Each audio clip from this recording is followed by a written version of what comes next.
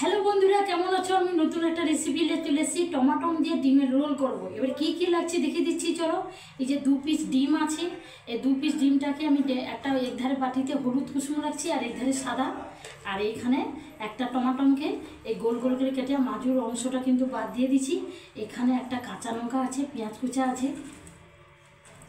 এই যে টমাটম দিয়ে যে ডিমের রোলটা হবে কিন্তু চামচ দিয়ে এই মুখটাকে আগে সামনে ধারে মুখটাকে ফাটাবে, ফাটিয়ে ঘিরে আস্তে ঘিরে এইভাবে চামচটাকে ধরে রাখবে।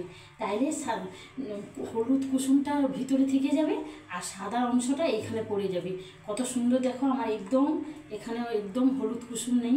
আর এই যে টমাটম দিয়ে ডিমের রোলটা হবে, ওয়েদারটা বেশ ঠান্ডা পড়ছে, খেতেও ভালো লাগবে। দেখো, গ্যাস ধরিয়ে দিচ্ছি, তাওয়াটা বসিয়ে দিচ্ছি ধুয়ে করে। আর এইখানে যে সাদা অংশটা আছে ডিমের, এখানে একটু অল্প লবণ দিয়ে দিবে আর কালো জিরা দিয়ে করে এইভাবে ফাটিয়ে দিবে।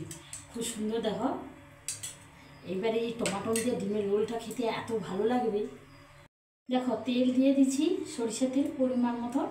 আর তেলটা দিয়ে খুন্তি দিয়ে চারধার বইয়ে করে দিচ্ছি। এবারে এই সাদা অংশটা দিয়ে দিচ্ছি,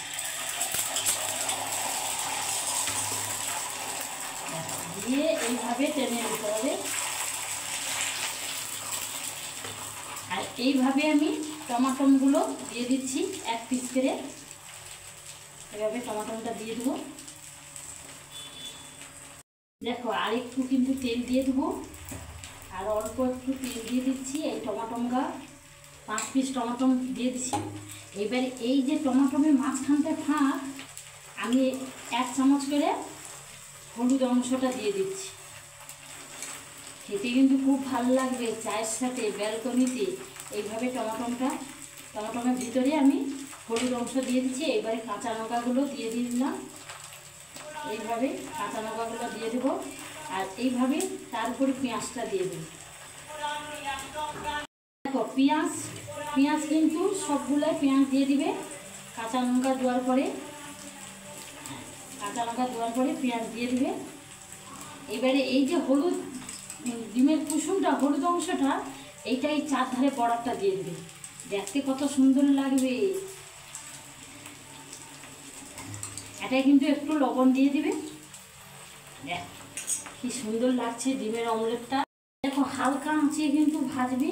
চায়ের সাথে হঠাৎ বাড়িতে গেস্ট এলো, কী করবে? এইভাবে রোল করে দিবে।